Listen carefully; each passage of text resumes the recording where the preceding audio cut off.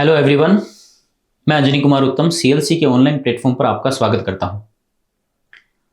आपकी अपनी सीएलसी आपके लिए जेई एडवांस्ड 2020 से 2024 तक के पीवाईक्यूज लेकर आई है और इन पीवाईक्यूज की हेल्प से आप अपनी स्टडी को इंप्रूव कर सकते हो, शार्पन कर सकते हो, आप अपने सपनों को साकार कर सकते हो।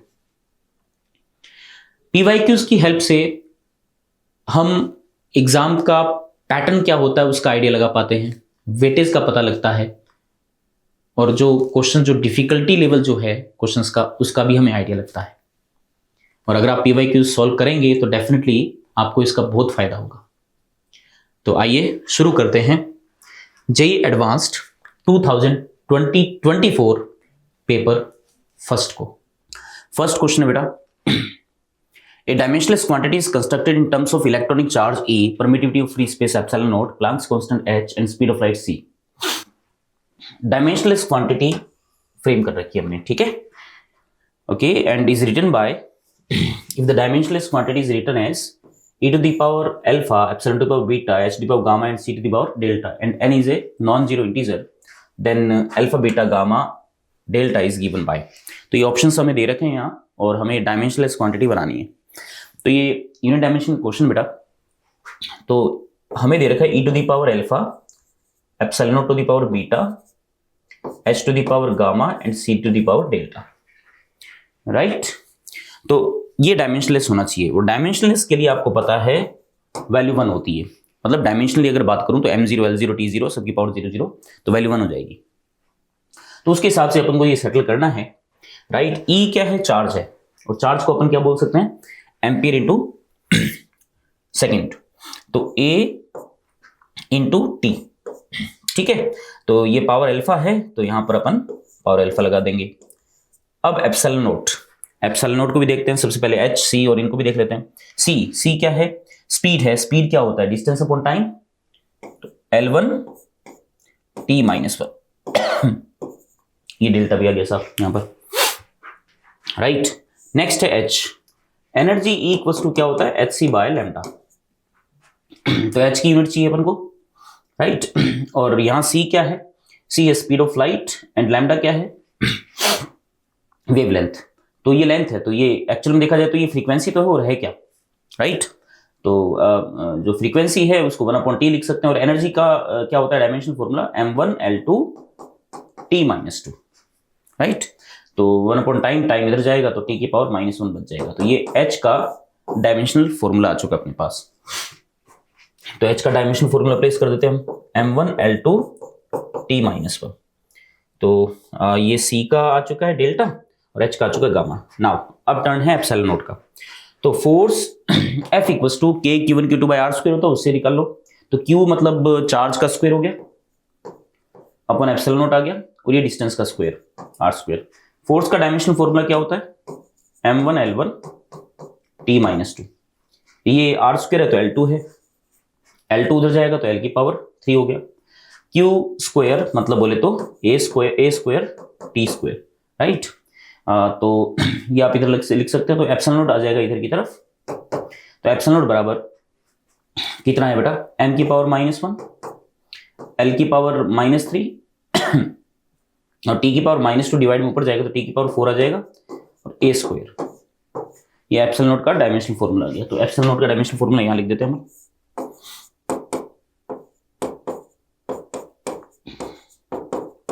क्लियर। तो ये आ गया यहां पर बीटा, सिंपल, राइट। अब यहां पर हमें सेपरेट करना है बेटा सबको। देखो जरा ध्यान से देखना, m की पावर यहां पर क्या है? गामा है, यहां m है नहीं, तो m की पावर गामा आ गया, यहां आ गया माइनस का बीटा, l को उठाते आ जाओ। तो l यहां पर भी है, l की पावर -3 बीटा, और यहां l नहीं है, यहां l है, प्लस का डेल्टा हो जाएगा, और यहां l है तो प्लस का 2 गामा, ये l की पावर भी आ गया। फिर t है नेक्स्ट, t की पावर देखें तो यहाँ t की पावर 4 बीटा आ जाएगा, क्लियर। और यहाँ t की पावर अल्फा है, यहाँ t की पावर माइनस डेल्टा हो गया, ओके। और यहाँ t की पावर आ गया माइनस का गामा, ये वैल्यू आ गई। एंड नेक्स्ट अपने पास जो है क्या बचेगा? a बाकी तो सारा कवर हो गया। MLT तो ए बचा, तो ए की पावर 2 बीटा, और यहां पर ए की पावर अल्फा। तो आई थिंक आपको यहां तक ये पॉइंट क्लियर हो गया होगा। ओके, तो ये m की पावर आ गया, ये l की पावर, और ये t की पावर, और ये a की पावर। तो ये पावर, ये वैल्यू बनानी चाहिए। इसका मतलब ये वाली वैल्यू भी जीरो होनी चाहिए, ये भी जीरो, ये भी जीरो, सारी वैल्यू जीरो होनी मस्ट है, जरूरी है। मतलब gamma minus beta equals to zero, तो गामा बराबर बीटा होना चाहिए बेटा, पहली बात ये है। और गामा और बीटा ध्यान रखना, बीच वाले ये दो पार्ट है, तो बीच वाले दोनों पार्ट सेम होने चाहिए। यहां पर ये दोनों डिफरेंट है, इसका मतलब ये दोनों तो खत्म, ठीक है, ये दोनों तो आउट हो गए यहां से। अब इन दोनों में ये इक्वल हैं, लेकिन ये दोनों डिफरेंट डिफरेंट है। देखो, अगर आप अल्फा की बात करें तो इसमें 2n है और इसमें n है, और गामा डेल्टा की बात करें इसमें -n और इसमें माइनस का 2n है। तो ये आप सेटल कर सकते हो आराम से। कैसे साहब? क्योंकि 2 बीटा प्लस अल्फा भी तो जीरो है ना, ये भी जीरो होना चाहिए, राइट। अब देखो, जैसे यहां तो ये तो क्लियर हो गया कि जो बीटा और गामा है वो माइनस का n आएगा, है ना। तो बीटा अगर माइनस का n में यहां रख दूं, बीटा अगर माइनस का n में अगर यहां रख दूं, तो -2n, -2 इधर जाएगा, तो अल्फा बराबर कितना आ जाएगा? 2n आ गया, राइट। तो अब इस पे थोड़ी जाएंगे अपन, तो इसमें एक ही ऑप्शन बच रहा है बेटा, एंड फाइनल ऑप्शन क्या जाएगा? ए, फर्स्ट ऑप्शन, राइट। तो सिंपल क्वेश्चन था, थोड़ा सा दिमाग लगाना था मामूली सा। नेक्स्ट क्वेश्चन पे चलते हैं। An infinitely long wire located on the z-axis carries a current I along the z direction and produces the magnetic field B vector. Okay, the magnitude of the line integral B dot dr along a straight line from this point to this point is given by इसकी value पूछिए आपको, mu naught की terms में पूछिए। Okay, तो सबसे पहले इसका डायग्राम बनाते हैं अपन। तो लॉन्ग वायर है, z एक्सिस के लॉन्ग है, तो एक काम करते हैं, ये मैंने x एक्सिस बना दिया इधर y एक्सिस, और z एक्सिस बाहर की तरफ आ जाएगा। तो जो वायर है ना, डॉट डॉट बोले तो करंट बाहर की तरफ आ रही है। This is x axis, this is negative x axis, negative y। Okay, तो वायर ऐसा है कुछ। इस वायर में करंट यूं आएगी तो मैग्नेटिक फील्ड यूं बनेगा, सर्कुलेट होगा, ये कंफर्म है। हमें दो पॉइंट गिवन है यहाँ पर। इन दोनों पॉइंट के बारे में पहले अपन देखते हैं बेटा, इनको लोकेट करते हैं। तो -√3a, तो -√3a, पॉइंट कहीं ना कहीं यहाँ आएगा, ठीक है, यहाँ पे। तो ये वाली डिस्टेंस आ गई √3a, और ये डिस्टेंस आ गई a। और एक पॉइंट और है हमें गिवन, a, 0। z एक्सिस पे तो कोऑर्डिनेट है ही नहीं ना, तो वो पॉइंट, उसकी हाइट a के बराबर ही, लेकिन यहां से डिस्टेंस कम है, तो ये पॉइंट एकदम स्ट्रेट इसके सामने ही आएगा। सो this is a and this also a। तो हमें इस पॉइंट से इस पॉइंट की तरफ जाना है, मतलब स्ट्रेट लाइन है बेटा ये। इस पॉइंट पे V डॉट dl की वैल्यू फाइंड करनी है हमें, राइट। अब देखिए, इस वायर का जो मैग्नेटिक फील्ड है वो कहीं ना कहीं ऐसे सर्कुलेट होगा, ये कंफर्म है। तो B डॉट dl कैलकुलेट करने के लिए हमें क्या लॉजिक अप्लाई करना चाहिए यहाँ पर? तो एक चीज देखिए कि अगर मैं सपोज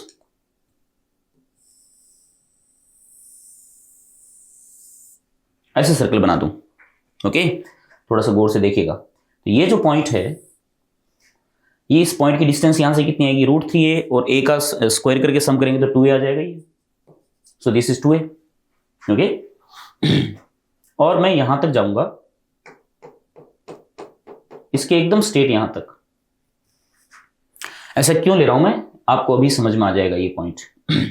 ऐसा इसलिए कर रहा हूं, देखो, मैं इसमें लाइन इंटीग्रल फाइंड करूंगा। B डॉट dl इस बात के लिए तो हमसे पूछा ही है, जैसे मान लीजिए ये वाला पॉइंट A है, ये वाला पॉइंट B है, ये वाला पॉइंट C, और ये D। मतलब मैं यूं जाऊंगा इस पाथ के थ्रू, फिर देन इस पाथ में जाऊंगा, एंड देन फिर इस पाथ में जाऊंगा। इस पाथ में मैं लाइन इंटीग्रल करूंगा इस लूप का, क्लोज लूप का।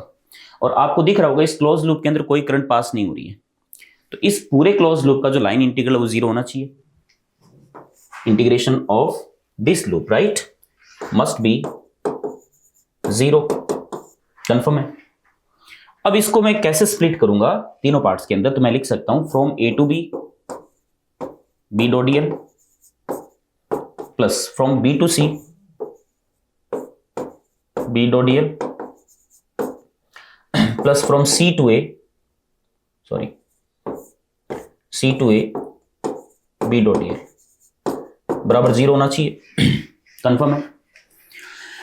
ओके अब देखो इसमें बी टू सी का क्या आएगा।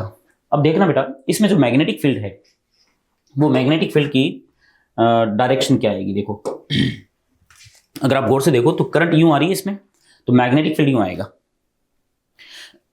Okay x y and z बाहर की तरफ आ रहा है और करंट आई जो है प्लस जेड डायरेक्शन में जो है वो प्रोड्यूस कर रही है, ठीक है। और हमें the magnitude the line integral along the straight line from point this point to this point, मतलब इस पॉइंट से इस पॉइंट की तरफ अपन को इंटीग्रेट करना है इसमें। Is that clear? तो इस करंट का जो यहां अगर अपन देखें तो मैग्नेटिक फील्ड जो आएगा राइट हैंड थंब रूल के अकॉर्डिंग इस तरफ जनरेट होगा। तो ऐसी कुछ फील्ड लाइंस बनेंगी बेटा, ये मैंने फील्ड लाइंस बनाई है देखो इस तरीके से ऐसे, और ये भी सर्कल है बार वाला 2a रेडियस का। तो आप देख सकते हो इसमें जो ये वाला जो पाथ है बी टू सी, इसमें मैग्नेटिक फील्ड और बी टू सी जो है पाथ डिस्प्लेसमेंट, इनके बीच में एंगल 90 बन रहा है बेटा। 90 बनने का मतलब ये हुआ बी टू सी वाले में तो बी डॉट डीएल की वैल्यू जीरो हो जाएगी, क्योंकि बी तो इधर है और डीएल इधर है। एंगल 90 बनेगा तो बी डॉट डीएल की वैल्यू जीरो होगी, तो ये तो जीरो हो गया, ये तो सलट गया। अब C2A देखना है मुझे, तो C2 अगर A देखूं मैं, इसमें बी डॉट डीएल कितना आएगा, राइट। तो इसमें बी डॉट डीएल आराम से फाइंड आउट किया जा सकता है। बी डॉट डीएल की वैल्यू यहां पर कितनी आनी चाहिए, तो देखिए जरा इस पूरे सर्कुलर पाथ पर मैग्नेटिक फील्ड की वैल्यू सेम रहेगी, बी भी इधर रहेगा और डीएल भी इधर रहेगा। ओके 2a डिस्टेंस पर मैग्नेटिक फील्ड की वैल्यू कितनी आएगी, म्यू नॉट आई अपॉन में 2 पाई इंटू 2a, ये मैग्नेटिक फील्ड आएगा यहां पर। और डीएल वेक्टर भी इधर ही है, तो b और डीएल का सिंपली डॉट प्रोडक्ट यही आएगा। मैं इस वाले पार्ट की बात कर रहा हूं, तो म्यू नॉट आई अपॉन में 4 पाई a और ये डीएल आ गया, ठीक है। अब मुझे अगर इसको इंटीग्रेट करना है, वीडियो डीएल को मुझे इंटीग्रेट करना पड़ेगा फ्रॉम C to A, तो इंटीग्रेट करूं तो डीएल का इंटीग्रेशन आएगा। अब डीएल का इंटीग्रेशन क्या आएगा, इस आर की लेंथ, अब इस आर की लेंथ कितनी आएगी, तो म्यू नॉट आई अपॉन में यह आ जाएगा 4 पाई a, ये डीएल लेंथ, इसका आर्क लेंथ कितना आएगा अपने पास, तो आर्क लेंथ आएगा एंगल इंटू रेडियस। अब एंगल इंटू रेडियस की बात करें तो आपको ये वाला एंगल चाहिए और एक ये वाला एंगल चाहिए।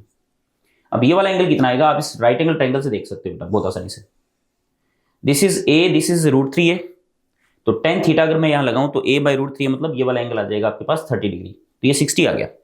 रेडियन में देखें तो कितना आएगा, π/3, सो दिस एंगल इज π/3, और ये तो a और a 45 डिग्री आएगा, तो this angle is π/4। So from this point to this point जो एंगल ये सबटेंड करेगा विच इज π/3 प्लस π/4, तो π/3 प्लस π/4 कितना आ जाएगा, 7π/12 आ जाएगा, राइट। तो और ये रेडियस कितनी है 2a, तो यहां से यहां तक की लेंथ कितनी आएगी, लेंथ मतलब बोले तो आर्क इक्वल्स टू एंगल आ जाएगा 7π/12, ओके, और इनटू में radius, and radius is 2a, radius is 2a, right. यहां से देखिए आप पाई से पाई कैंसिल आउट हो गया, a से कैंसिल आउट हो गया, और अब चाहो तो इसको 2 से 2 कैंसिल आउट कर दीजिए, तो यहां से आएगा 12 दूना 24 और ये 7 म्यू नॉट आई, ये वैल्यू आ गई। ये वैल्यू बेटा इसकी, तो आपको from a to b b dot d l की वैल्यू चाहिए थी ना, तो a to b b dot d l की वैल्यू क्या आ जाएगी, -7 म्यू नॉट आई बाय 24, ठीक है। तो आपको एक ही ऑप्शन मिल रहा है लेकिन माइनस नहीं आ रहा क्योंकि हमें तो मैग्नीट्यूड पूछा है इसका ओनली, करेक्ट। तो आपके पास फर्स्ट ऑप्शन जो है वो इसका करेक्ट आ जाएगा। क्लियर? नेक्स्ट क्वेश्चन पे चलते हैं। Two beads each with charge q and mass m are on a horizontal frictionless non-conducting circular hoop of radius r. One of the beads is glued to the hoop at some point while the other one performs small oscillation about its equilibrium position along the hoop. The square of the angular frequency of the small oscillation is given by. तो आपको ये diagram दे रखा है यहाँ पर, या बनाते हैं, चलो आ जाओ। तो ये दो बीड्स हैं, दो मोती हैं, चार्ज दोनों पे क्यू दे रखा है, मास m है, और frictionless horizontal frictionless non conducting circular hoop of radius r।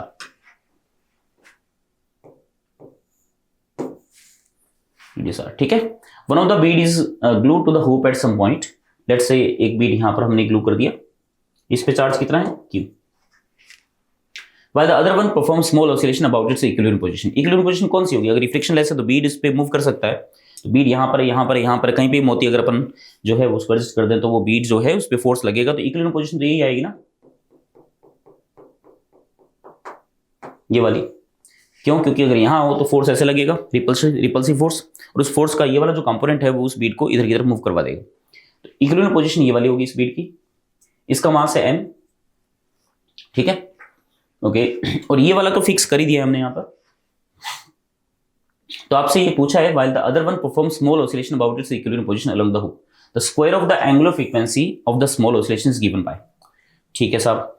तो अभी अगर देखा जाए तो इस पे फोर्स कितना लगेगा, k q into Q upon में 2r का होल स्क्वायर, जो कि फोर्स इधर लगेगा रिपल्सिव, और उसको नॉर्मल फोर्स बैलेंस कर देगा। लेकिन अगर हम थोड़ा सा भी इस चार्ज को अगर इधर की तरफ रिफ्लेक्ट करें यहाँ पर, तो यहाँ ये सेंटर है। अब इस चार्ज पर, इस क्यू चार्ज का जो फोर्स लगेगा वो फोर्स कुछ इस डायरेक्शन में लगेगा, राइट, ओके। तो this angle is very very small, right. अगर मैं यहां से एंगल लेट से ये वाला थीटा मान लूं, ठीक है, अगर ये वाला एंगल थीटा है तो this angle will be theta by 2, क्योंकि ये एक आइसोसेलेस ट्रायंगल बनेगा। तो ये वाला एंगल और ये वाला एंगल दोनों का सम इसके बराबर होगा, this angle will be theta by 2। So distance from this charge आराम से आप फाइंड कर सकते हो, ये रेडियस r है, ये रेडियस r है, तो ये डिस्टेंस आराम से फाइंड आउट की जा सकती है, अभी अपन देखेंगे। तो जो फोर्स लगेगा इस चार्ज पे वो फोर्स कुछ इस डायरेक्शन में लग रहा है बेटा। तो इस फोर्स को मैंने F से रिप्रेजेंट कर दिया सपोज। अब इस F फोर्स का, क्योंकि अगर अपन देखें तो फोर्स कुछ इस तरफ लग रहा है, नॉर्मल अगर देखा जाए तो नॉर्मल की डायरेक्शन ये वाली है, ठीक है, नॉर्मल डायरेक्शन ये वाली है। तो फोर्स कुछ इस तरफ लग रहा है, तो फोर्स के दो कंपोनेंट आएंगे बेटा, एक तो इस तरफ आएगा और एक इस तरफ आएगा, नॉर्मल के एक तो अलोंग और एक टेंजेंशियल डायरेक्शन में। सो ये वाला एंगल थीटा बाई 2 है, this angle is theta by 2, सो ये वाला एंगल भी थीटा बाई 2 अपने पास आएगा। तो एफ का ये वाला component F cos theta by 2 और ये वाला component F sine theta by 2। F cos theta by 2 तो देखा जाए तो इससे बैलेंस हो जाएगा नॉर्मल से ऑलमोस्ट, बट रीस्टोरिंग जो फोर्स है वो एफ साइन थीटा बाई 2 आ रहा है, जो कि इसको वापस लेके आएगा अपनी उसी सेम लोकेशन पर, okay. Let's say this small distance is x। तो जो फोर्स लग रहा है इस चार्ज पार्टिकल पर towards equilibrium position, restoring force which is F sine theta by 2, this is the restoring force, right. F R कह सकते हो या जो भी है, एफ डैश मान लो या एफ एस एच मान सकते हो आप। तो F sine theta by 2, okay. So theta is very very small, तो sine theta by 2 almost theta by 2 हो जाएगा यहाँ पर, एफ थीटा बाई 2 आ गया। Now what is theta? Theta is angle equals to arc upon radius, if arc is x and upon radius, तो 2r आ गया ये। तो ये फोर्स की वैल्यू अपने पास आ गई, देखो F x by 2r। Now what is F? अब अगर अपन एफ की बात करें यहाँ पर, तो एफ की वैल्यू भी हमें फाइंड आउट करनी पड़ेगी बेटा। ये जो एफ है, ये एफ कितना है अगर अपन गौर से देखें तो ये वाली जो लेंथ है, ये वाली लेंथ ऑलमोस्ट 2r के बराबर ही है, कोई ज्यादा इसमें कोई फर्क नहीं है। मैं ऐसा इसलिए बोल रहा हूं क्योंकि अगर आपसे पूछे कि डिस्टेंस कितनी है साहब, ये तो देखो जरा इस ट्रायंगल को अगर यहां बनाऊं मैं, ऐसा कुछ है, ये आर है, ये आर है, and this angle is theta by 2, ये भी थीटा बाई 2 है। तो ये इससे परपेंडिकुलर ड्रॉप कर दो, तो this length is r cos theta by 2 and r cos theta by 2, so complete length is 2r cos theta by 2। Since theta is very very small, then cos theta by 2 is approximately 1, तो length कितनी आ जाएगी? 2r आ जाएगी। तो जो force है ना, उस force की वैल्यू तो अप्रोक्सीमेटली कितनी आएगी? k q into Q square upon 2r का होल स्क्वायर, मतलब 4r स्क्वायर। फोर्स तो ऑलमोस्ट वही रहेगा बेटा, उसमें बहुत मिनिमल सा फर्क आएगा, तो उसको अपन इग्नोर कर सकते हैं यहाँ पर। सो ये जो f है, इस f की वैल्यू मैं यहाँ प्लेस कर दूंगा तो अपने पास फोर्स आ जाएगा, ठीक है। तो फाइनली अगर अपन देखें तो जो नेट फोर्स आया इस तरफ टुवर्ड्स इक्विलिब्रियम पोजीशन, इसको मैंने f डैश लिख दिया, चलो बराबर F x by 2r, f की वैल्यू रख देते हैं यहाँ पर, तो क्यू स्क्वायर बाय k की वैल्यू भी रख दीजिए 16 पाई epsilon not r square, right, ये आ गया। और इसमें जो है x का भी मल्टीप्लाई कर दो, इधर 2r का भी मल्टीप्लाई कर दो, तो ये 32 आ जाएगा। चलो यहाँ 2r मैं लिख देता हूँ साइड में। तो ये फोर्स अपने पास आ चुका है। और फोर्स जब डिस्प्लेसमेंट के प्रोपोर्शनल होता है तो ये जो कोफिशिएंट है बेटा, ये रिस्टोरिंग फोर्स कांस्टेंट को रिप्रेजेंट करता है, और मोशन कैसी होती है? SHM। This is k, restoring force constant k। और अगर k है तो उस केस में स्क्वायर ऑफ एंगुलर फ्रीक्वेंसी पूछा है बेटा। एंगुलर फ्रीक्वेंसी क्या होती है? ओमेगा स्क्वायर बराबर k बाय m के बराबर होता है बेटा। और k क्या है यहाँ पर? ये वाली क्वांटिटी। इसका मतलब इस k में अगर m को डिवाइड कर दूं तो मेरे पास ओमेगा स्क्वायर आ जाएगा। तो ओमेगा स्क्वायर की वैल्यू फाइनली देखो कितनी है? क्यू स्क्वायर बटा में ये 32 आ जाएगा यहाँ पर 32 और pi epsilon naught r cube और यहाँ जाएगा m। ठीक है, तो ये हमें यहाँ पर चेक करना है। अब देखिए जरा कौन सा आंसर बेस्ट इसमें मिल रहा है अपन को। तो क्यू स्क्वायर भी आ रहा है, 32 भी आ रहा है, pi epsilon naught r cube m। B option, second option जो है वो यहाँ पर मीट कर रहा है। ओके, तो थर्ड क्वेश्चन का आंसर है सेकंड, आप देख सकते हो बेटा। Next question, a block of mass 5 kg moves along the x direction subject to a force F equals to -20x + 10 newton with the value of x in meter at t equals to 0, it is at rest at position x equals to 1 meter। तो एक force लग रहा है -20x + 10 Newton और x बराबर 1 पर ये 0 है, x और 1 कहीं ना कहीं यहाँ आएगा बेटा। ठीक है, at t equals to 0, it is at rest at x equals to 1 meter। the position and momentum of the block at t equals to π/4 second are। तो पोजिशन और मोमेंटम हमसे पूछे और t बराबर π/4 सेकेंड। फोर्स आपको दे रखा है यहाँ पर इतना है और ये फोर्स बेटा SHM का फोर्स है। अगर मैं यहां से ये देखूं कि ये डायरेक्शन x है, मीन पोजीशन कहां पे आएगी बेटा, तो F बराबर अपन लिख सकते हैं माइनस का 20 कॉमन ले लो, ब्रैकेट में आ जाएगा माइनस का हाफ। तो इसका मतलब x बराबर हाफ पर ये this is capital X, this is the displacement particle from mean position बेटा। तो इसको F इक्वल्स टू माइनस का 20 इंटू कैपिटल X लिख सकते हो आप। कैपिटल X क्या, displacement of particle from mean position. तो यहां पर स्मॉल x माइनस हाफ जो है वो 0 होगा, क्योंकि डिस्प्लेसमेंट मीन पोजीशन पे तो 0 ही होता है ना। तो कैपिटल X की वैल्यू 0 करोगे तो हाफ पे आएगा। इसका मतलब मीन पोजीशन कहीं ना कहीं बेटा यहाँ आएगा। एक काम करता हूँ, इसको हाफ लिख देता हूँ, इसको 1 लिख देता हूँ। सो this is the mean position और आपने पार्टिकल को यहां से रिलीज किया है साहब। This is mean position, this is mean position और यहां से रिलीज किया, इसका मतलब डेफिनेटली ये एक्सट्रीम पोजीशन होगी और पार्टिकल SHM करेगा। तो पार्टिकल का जो मोशन होगा ना वो कुछ ऐसा होगा बेटा, यूं जाएगा फिर पलट करके यूं आएगा, इस तरीके से ऐसे ऐसे ऑसिलेट होता रहेगा ये। ठीक है, और कितना एम्पलीट्यूड होगा, हाफ, इधर भी हाफ इधर भी हाफ, तो ओरिजिन तक जाएगा वापस आएगा लौट करके। तो इसकी इक्वेशन क्या बनेगी साहब, सबसे पहले बात करता हूं मैं। तो देखो बेटा, इस राइट साइड वाली एक्सट्रीम पोजीशन से पार्टिकल रिलीज होगा तो इसका जो डिस्प्लेसमेंट होगा from mean position is given by x equals to a cos omega t, a cos omega t। और x की वैल्यू कितनी है यहां पर अगर अपन देखें तो capital X equals to small x minus half, जो कि मैंने वहां लिखा है वो। So small x equals to आप कह सकते हो half plus what is amplitude, amplitude is again half cos omega t। तो इस तरीके से आप इक्वेशन भी लिख सकते हो। तो आपसे ये पूछा है कि t बराबर π/4 सेकंड पर इसकी पोजीशन क्या है, तो पोजीशन आराम से अपन फाइंड कर सकते हैं। What is omega, omega is root of k/m। k what is k is 20 बेटा, 20 प्लेस कर दो। m भी गिवन होगा आपको 5 है, 5 प्लेस कर दो, 5 से कट करो 4, तो ओमेगा की वैल्यू कितनी है अपने पास 2 आ गई। तो ये 2 यहां पे रख सकते हो। तो x बराबर फाइनली अपने पास आ चुका है half plus half cos 2t। ये इक्वेशन बन चुकी है। सबसे पहले अपन बात करेंगे कि π/4 टाइम पर x की वैल्यू क्या है। तो t की वैल्यू π/4 रख दीजिए।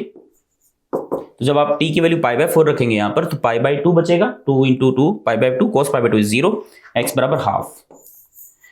तो सबसे पहली बात तो ये आ गई कि t बराबर π/4 पर उसकी लोकेशन क्या है। तो 0.5 मीटर आ रही है, जो कि ये इनकरेक्ट है, ये करेक्ट हो सकता है, ये करेक्ट हो सकता है और ये इनकरेक्ट है बेटा। तो एटलीस्ट आपने 2 को तो फिल्टर कर दिया ना। ठीक है, अब हमसे नेक्स्ट पूछा है मोमेंटम, राइट। मोमेंटम भी बताना है अपन को। What is momentum, momentum is mass into velocity, mass into velocity. x की वैल्यू अपने पास है तो इसका मतलब ये कन्फर्म हुआ ना हाफ पर है, इसका मतलब पार्टिकल इधर जा रहा होगा, मे बी। ओके, तो मे बी ऐसा भी हो सकता है पार्टिकल इधर जा रहा हो, क्योंकि इसने देखो B और C ऑप्शन में चेक करना है हमें। तो इसमें माइनस का 5 दे रखा है, इसने 0 दे रखा है। तो क्यों हम साइन क्यों चेक करें, साइन से मतलब ही नहीं हमें तो वैल्यू से मतलब है। और आपको पता होना चाहिए मीन पोजीशन, और मीन पोजीशन पर जो स्पीड होती है वो मैक्सिमम होती है, that is omega times a। तो डायरेक्ट अपन लिख देंगे यहां पर, इस इक्वेशन को सॉल्व नहीं करने वाले फर्दर अपन, तो अपन डायरेक्ट लिख सकते हैं v max मीन पोजीशन पर जब ये आएगा, क्योंकि हाफ बेटा वही लोकेशन है। Omega, omega is 2, omega times a होता है, omega is 2 and a what is a is half, ये हाफ है ना। तो v max आ गया 1, v max इज 1। और मोमेंटम पूछा तो मोमेंटम होता है मास इनटू वेलोसिटी। तो 1 को 5 से अगर आप मल्टीप्लाई करोगे तो कितना आ जाएगा 5 आ जाएगा। ओके, तो माइनस से मेरा लेन देना नहीं है, माइनस से हमें मतलब नहीं है, ठीक है। तो हमने तो यहाँ पर वैल्यू फाइंड आउट करनी थी, वो वैल्यू हमने फाइंड आउट कर ली है, क्योंकि सेकंड ऑप्शन में 0 दे रखा है और थर्ड में -5 दे रखा है। तो फिर करेक्ट ऑप्शन कौन सा हो जाएगा? थर्ड हो जाएगा। और बाकी अगर आप साइन भी चेक करना चाहते हो तो ये जो आपकी पोजीशन की जो इक्वेशन, फर्दर इसका डिफरेंशिएशन कर दो तो वेलोसिटी आ जाएगी। तो हाफ का तो 0 हो जाएगा, हाफ और कोस का माइनस साइन 2t आएगा। तो आपको समझ में आ गया होगा माइनस क्यों आया यहाँ पर। ओके, तो जो थर्ड ऑप्शन है वो सही हो जाएगा यहाँ।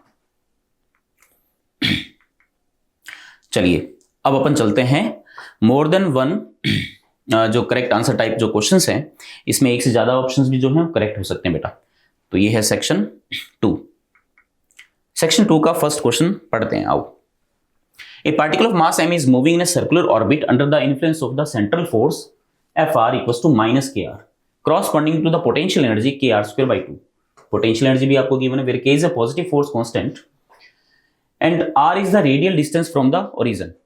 According to the Bohr's quantization rule, the angular momentum of the particle is given by L equals to nh bar. Here h bar is h by 2 pi. This is reduced Planck constant, ठीक है। तो h bar की terms में अपना answer देना है। And n a non-integer value. If v and e are the speed and the total energy of the particle respectively, then which of the following expressions are correct? तो आपको v के बारे में बताना है, e के बारे में बताना है, मे बी r के बारे में पूछा, r के बारे में बताना है ना। और एंगुलर मोमेंटम l की वैल्यू भी इनकी टर्म्स में आपको बतानी है जी। चलिए चेक करते हैं। सबसे पहले अपन बात करेंगे r की, रेडियस कितनी है बेटा। तो जो पार्टिकल है वो पार्टिकल सर्कुलर पाथ में घूम रहा है, रेडियस r, ओके। मास पार्टिकल का m है, इस पे जो फोर्स लग रहा है ना, central force, this force is equal to k times r। Simple. Now the force is k r, यही तो सेंट्रीपिटल फोर्स है, तो mv स्क्वायर बाय r के बराबर होगा बेटा, ये इक्वेशन 1। और एक एंगुलर मोमेंटम जो आएगा उस पार्टिकल का mvr है ना, इसकी स्पीड मान लीजिए v है यहां पर, तो एंगुलर मोमेंटम आएगा mvr equals to nh bar. Okay, ये आप लिख सकते हो यहां पर। तो इन दोनों इक्वेशन से सबसे पहले मुझे r की वैल्यू यहां पर फाइंड आउट करनी है, तो r आप आराम से फाइंड कर सकते हो। एक काम करते हैं अपन, v की वैल्यू यहां से इसमें रख देते हैं। v बराबर कितना आ जाएगा यहां पर, nh बार अपॉन में mr, ये हटा देता हूं यहां से, ये v की वैल्यू यहां प्लेस कर देते हैं अपन। k r equals to m by r into v square. What is v square? n square h bar square upon m square r square. I think ये क्लियर हो गया होगा आपको। तो यहां से आपके पास ये m से एक m कैंसिल आउट हो गया, और बाकी ये केस r है, r क्यूब और ये r, तो अपने पास आ जाएगा r की पावर 4, राइट, r की पावर 4 बराबर ये आ गया आपके पास n square h bar square upon में m के। तो r की power 4 equals to n square h bar square upon में m के। तो आपको तो r स्क्वायर दिया है देखो फर्स्ट ऑप्शन में, तो r स्क्वायर करेंगे तो रूट अगर लें इधर की तरफ तो n h बार आ जाएगा और डिवाइड में रूट में m के आ जाएगा। इसका मतलब फर्स्ट ऑप्शन का करेक्ट है बेटा। सेकंड देखते हैं, v स्क्वायर की वैल्यू दे रखी है, v स्क्वायर की वैल्यू फाइंड करनी पड़ेगी। आइए, तो जो आपके पास इक्वेशन बनी है यहाँ पर, चाहे r की वैल्यू ले लो चाहे v की वैल्यू, तो जैसे ये वाली इक्वेशन थी, इसी वाली इक्वेशन में आप रख सकते हो यहाँ वैल्यू। देखो इस फर्स्ट इक्वेशन पे आइए, के आर स्क्वायर बराबर आपके पास आ गया एम वी स्क्वायर, राइट। तो वी स्क्वायर की वैल्यू कितनी आ गई, वी स्क्वायर की वैल्यू आ गई K by M into R square, और आर स्क्वायर यही तो है सेम, इस आर स्क्वायर की वैल्यू रख दीजिए एन एच बार और अपॉन में आ गया अंडर रूट में एम के, करेक्ट। इसको थोड़ा देख लेते हैं अपन, क्या ये मैच कर रहा है कि नहीं कर रहा है। एन एच बार तो आ रहा है इसके अंदर, अब ये रूट के नीचे डिवाइड में ऊपर के है तो रूट के ऊपर आ जाएगा, ये भी सही बैठ रहा है। और ये m है, m अंदर जाएगा तो m स्क्वायर और ये m क्यूब हो जाएगा, तो इसका मतलब ये वाला ऑप्शन भी परफेक्टली बैठ रहा है यहाँ पर, है ना, इसमें कोई दिक्कत नहीं है। चलिए फिर थर्ड जो है उसमें l की इक्वेशन दे रखी है आपको, l equals to n h bar है, राइट। तो हमें h बार नहीं चाहिए यहाँ पर। What is l? l is angular momentum, l is angular momentum. तो यहां से अगर अपन देखें तो देख सकते हो आप L की वैल्यू, या तो मैं इसमें वैल्यू प्लेस कर देता हूं, बेटर रहेगा आपके लिए। देख लो L की value M V R upon में एम आर स्क्वायर, इसको मैं चेक कर रहा हूं, राइट, के बाय एम, ओके। तो यहां से आप देख सकते हो m से m कैंसिल आउट हुआ, r से r कैंसिल आउट हुआ, so v by r is root k by m बता रहा है ये अपन को, v by r equals to root k by m। क्या ये मैच हो रहा है यहाँ पर v बाय r? तो देख सकते हो यहाँ पर देखो के आर बराबर M V square by R है, तो यहाँ आर को डिवाइड में ले आओ, तो वी स्क्वायर बाय आर आ गया, v square by r square आ गया बराबर के बाय एम, तो we square by r square बराबर k by m, then v by r बराबर under root k by m. तो ये पूरी तरह से सेट हो रहा है, इसका मतलब थर्ड ऑप्शन जिसका करेक्ट है साहब। नेक्स्ट एंड लास्ट बेटा एनर्जी। अब एनर्जी की अगर अपन बात करें तो एनर्जी काइनेटिक एनर्जी भी होगी और पोटेंशियल एनर्जी भी होगी। पोटेंशियल एनर्जी आपको दे रखी है के आर स्क्वायर बाई 2, ठीक है। तो काइनेटिक एनर्जी कितनी है, काइनेटिक एनर्जी अगर आप गौर से देखो, इस रिलेशन को अगर आप गौर से देखो तो K R M V square by R है। तो यहां से आप एक काम कर सकते हो, आर को इधर ले जाओ तो ये आर इधर चला गया, के आर स्क्वायर हो गया, और बाई 2 अगर मैं कर दूं तो क्या काइनेटिक एनर्जी एग्जैक्टली के आर स्क्वायर बाई 2 के बराबर है। तो K are square by 2 and के आर स्क्वायर बाई 2 दोनों का सम एनर्जी आ जाएगी विच इज के आर स्क्वायर, राइट। और के इंटू आर स्क्वायर, और बेटा आर स्क्वायर की वैल्यू आप ऑलरेडी फाइंड कर चुके, यही तो है। इसको के से अगर मल्टीप्लाई कर दूं तो आपके पास एनर्जी भी आ जाएगी। तो अगर मैं के से यहां पर मल्टीप्लाई करूं तो देखिए जरा, यहां पर के से अगर मल्टीप्लाई करें इस वाले पार्ट को, यहां पर के से अगर मैं सिंपली मल्टीप्लाई कर दूं तो अंदर के स्क्वायर आप ले जा सकते हो। के स्क्वायर अगर आप ले जाओगे अंडर रूट के अंदर तो के से के कैंसिल आउट हो जाएगा। अंडर रूट में के बाय एम तो मैच कर रहा है, बट एन एच बार आना चाहिए, यहां पर एन एच बार बाई 2 बोल रहा है ये, जो कि फिर गड़बड़ हो जाएगा। तो फोर्थ ऑप्शन जो है वो इसका इनकरेक्ट हो जाएगा, राइट। तो आइए ए बी एंड सी इसके करेक्ट आंसर है बेटा। तो मैंने कंप्लीट इसको आपको समझा दिया है, और ये हाइपोथेटिकल हाइड्रोजन एटम का, हाइड्रोजन लाइक एटम का क्वेश्चन है बेटा। बहुत बेसिक, बहुत सिंपल सा क्वेश्चन आईआईटी ने फ्रेम किया था। अगले क्वेश्चन पे आते हैं, आइए। Two uniform strings of mass per unit length mu and 4 mu and length l and 2l, okay, इसका mu 4 mu l and 2l है, respectively are joined at point O and tied at two fixed ends P and Q as shown the figure. The strings are under a uniform tension capital T. If we denote the frequency nu naught 1 by 2L under root T by mu, which of the following statement is are correct? Okay. तो ये कुछ frequency दे रखी है हमें नहीं पता क्या है, जो भी है, और हमको करेक्ट ऑप्शन जो है वो पता करना है। चलिए आइए। With a node at O, the minimum frequency of vibration of the composite string is nu naught. Okay बेटा। अब आप ये देखिए कि यहां पे तो नोड बनेगा, कंफर्म है, इसमें स्टैंडिंग वेव क्रिएट होगी बेटा, यहां पर भी नोड बनेगा, ठीक है। तो इस पूरे धागे में 2 धागे हैं यहां पर, दोनों में स्टैंडिंग वेव क्रिएट होगी, स्टैंडिंग वेव बनेगी। इस पूरे में टेंशन टी है, तो इस वाले वायर में जो स्टैंडिंग वेव बनेगी उसमें वेव की स्पीड कितनी आएगी बेटा, v बराबर under root T by mu होता है, म्यू होता है mass per unit length, so this is T by mu. और धागा नंबर 2 में अगर अपन देखें तो v जो स्पीड है, वेव की जो स्पीड है वो t बाय 4 म्यू, इसका मतलब v2 जो है वो exactly 1 by 2 times of under root T by mu. तो v1 का हाफ है इसमें स्पीड, ओके। तो इसके लिए एक तरीके से डेंसर मीडियम की तरह बिहेव करेगा ये वाली ड्रॉप जो है। अभी कह रहे हैं यहां पर अगर नॉड बने, सपोज अगर यहां नॉड बन जाए, यहां तो नॉड बनना ही है, कंफर्म है, क्योंकि ये तो रिजिड हो गए। तो इसमें अब ये नहीं पता कि फंडामेंटल मोड है कि सेकेंड हार्मोनिक है कि थर्ड है, इसमें भी नहीं मालूम है हमें।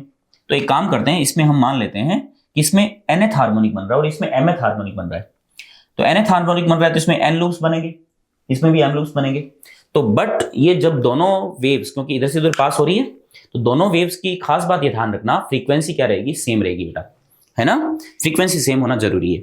अब फ्रीक्वेंसी क्या होनी चाहिए, देखिए फ्रीक्वेंसी क्या होनी चाहिए। अब जैसे मान लो फंडामेंटल मोड की बात करो तो यहां पर ये लेंथ कितनी आएगी, L बराबर फंडामेंटल मोड में बेटा वाइब्रेशन कुछ ऐसा होता है, यहां बनाता हूं, ऐसा वाइब्रेशन है, ठीक है, फंडामेंटल मोड में, और ये लैम्डा बाई 2 के बराबर होगा। सो लैम्डा बाई 2 बराबर L, देन लैम्डा बराबर कितना आ गया 2L। इसमें फ्रीक्वेंसी क्या आएगी वेव की, स्पीड अपॉन में लैम्डा विच इज 2L।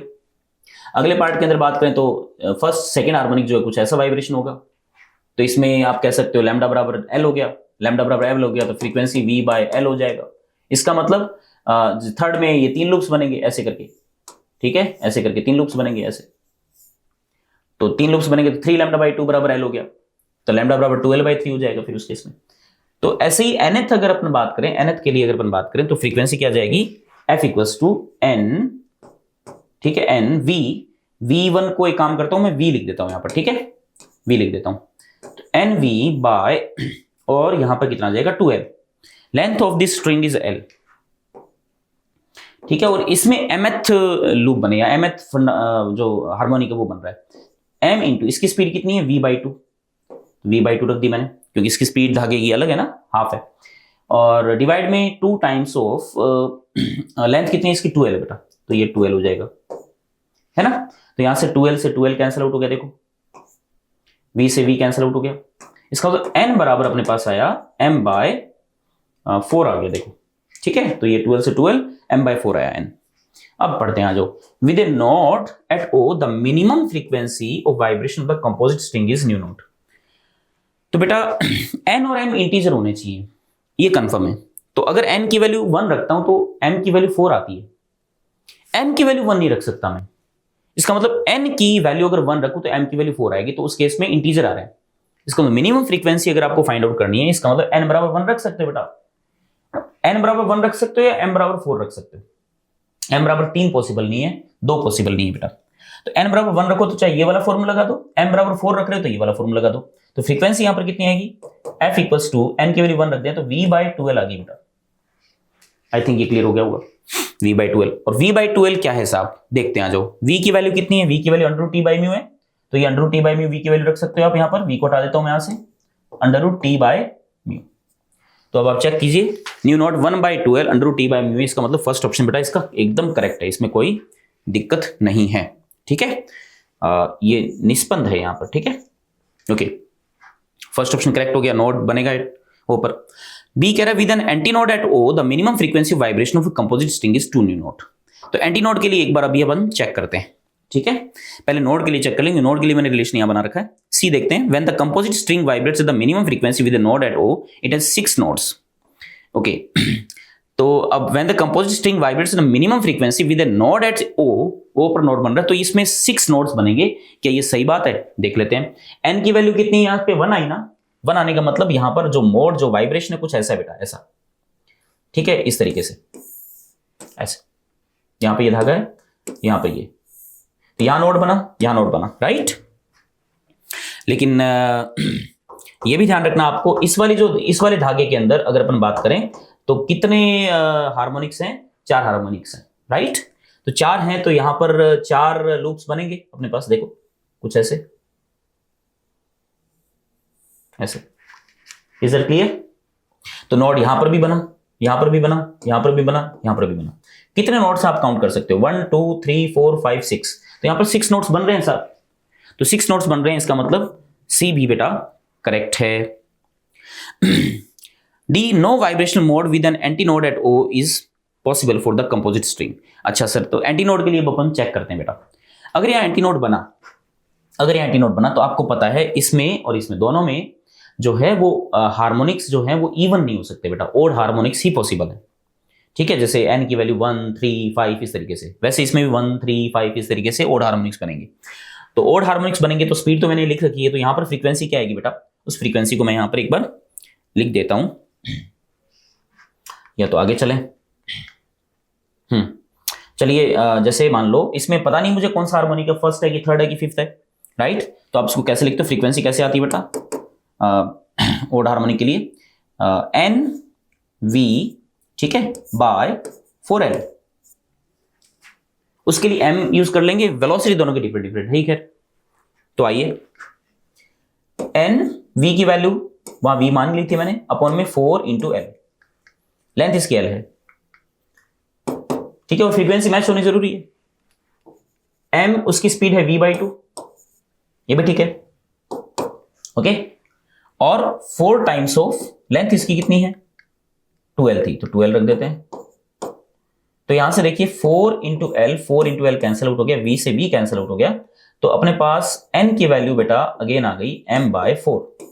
लेकिन ये ध्यान रखना अपन को, n और m की वैल्यू 1 3 5 इसी तरीके से आप रख सकते हो। तो अगर n की वैल्यू 1 रखूं मैं तो m की वैल्यू 4 आ रही है, n की वैल्यू 3 रखूं तो 12 आ रही है। तो अगर n की वैल्यू अगर आप ओड नंबर रखोगे तो m इवन ही आएगा, 5 रखूं तो 20 आ रही है। और m की वैल्यू रख के देख लो, 1 रखो तो पॉसिबल नहीं है, 1/4 पॉसिबल नहीं है, 3 रखो 3/4 पॉसिबल नहीं है, राइट। तो उसमें भी पॉसिबल नहीं है। इसका मतलब जो है अगर आप एंटीनोड लोगे तो मिनिमम फ्रीक्वेंसी नहीं होगी बेटा उस केस में, राइट। तो इसने जो डी ऑप्शन दिया वो एकदम परफेक्ट है, जो कि पॉसिबल नहीं है ना। No vibration mode with an antinode at O is possible for the composite string, okay. तो इसका करेक्ट ऑप्शन क्या आ जाएगा, ए, सी एंड डी, जो कि आपके सामने बेटा। Next question, a glass beaker has a solid plano convex base of refractant index 1.60. Okay. as is shown in the figure, the radius of curvature of the convex surface is 9 centimeter SPU, while the planar surface STU acts as a mirror. This beaker is filled with a liquid of refractive index N up to a level QPR. If the image of the point object O at a height of h OT in the figure is formed onto itself, मतलब image यही बन रही है, ये point object O रखा है बेटा, then which of the following option is are correct? Perfect. तो हमसे पूछा है कि n की वैल्यू इतनी है तो h की वैल्यू इतनी होगी, n की वैल्यू इतनी है तो h की वैल्यू इतनी होगी, तो मतलब n की डिफरेंट डिफरेंट वैल्यू के लिए आपसे h की वैल्यू पूछिए और इनमें से करेक्ट ऑप्शन आपको बताना है बेटा। परफेक्ट साहब, तो इमेज यही बननी चाहिए, मेन बात ये है। और ये मिरर है साहब, ये मिरर है। तो एक तरीके से इस क्वेश्चन को करने के बहुत सारे तरीके हैं बेटा। जैसे इसमें एक तो ये लेंस हो गया जो आपको दिख रहा है, ये तो कॉन्वेक्स लेंस हो गया, और इसमें ये जो है ये एक तरीके से कॉनकेव लेंस की तरह बिहेव कर रहा है। तो यहां कॉन्वेक्स और कॉनकेव लेंस दोनों मिलकर के अगर अपन बात करें एक लेंस की तरह बिहेव करेंगे, राइट। और उस लेंस की फोकल लेंथ निकाल करके, और जो मिरर है, प्लेन मिरर है, इसकी फोकल लेंथ को एडजस्ट करके आप आराम से एक तरीके से इसको एक एज ए मिरर की तरह ट्रीट कर सकते हो बेटा।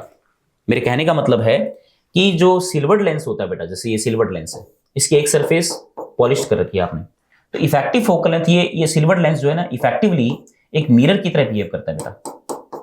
और इस मिरर की जो फोकल लेंथ है वो कितनी आती है, 1/f equals to 1/fm minus 2/fl आती है बेटा। ओके, ये इसकी फोकल लेंथ है मिरर की, जो इफेक्टिव मिरर बनेगा।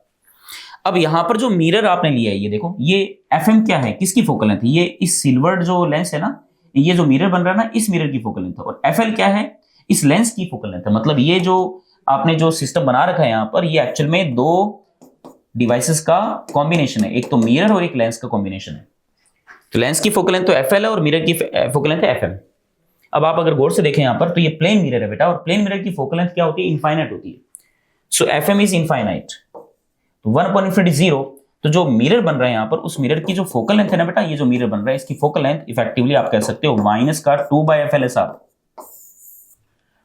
माइनस का 2/fl। तो आपको अल्टीमेटली यहां पर फाइंड क्या करना है, आपको अल्टीमेटली फाइंड करना है इस लेंस की, ये जो लेंस है ना, इस लेंस की फोकल लेंथ फाइंड करनी है। अगर आ गई तो क्वेश्चन आराम से सोल्व हो जाएगा।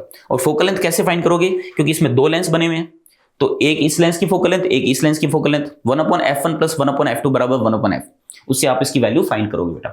ठीक है, तो आपको सबसे पहले तो ये दे रखा है, इसका रिफ्रैक्टिव इंडेक्स 1.60 है इस लेंस का, और इसकी जो सरफेस है, रेडियस ऑफ कर्वेचर उसका भी गिवन है।